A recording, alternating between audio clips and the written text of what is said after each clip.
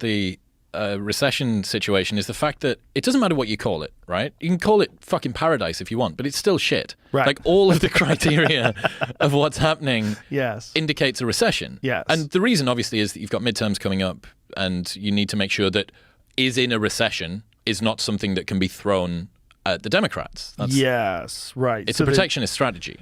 Yes. So no, don't use that word. Well, it's not. It's not because it's not defined in that way. Right. That's not the accepted definition.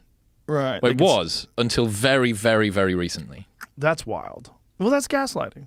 That and just that alone, is people would think that it's trivial because they are talking about this economic downturn, but it's not trivial because we've always used that term recession. And we've always used that term to define whether or not the economic policies that are currently in place and whether or not the management and the government has done a good job of making sure that the economy stays in a good place.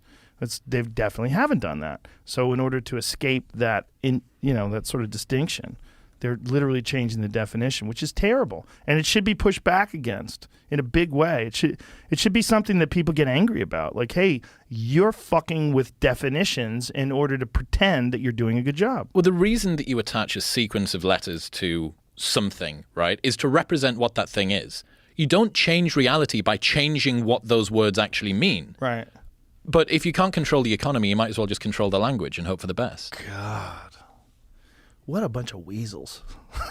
Dude, it's wild.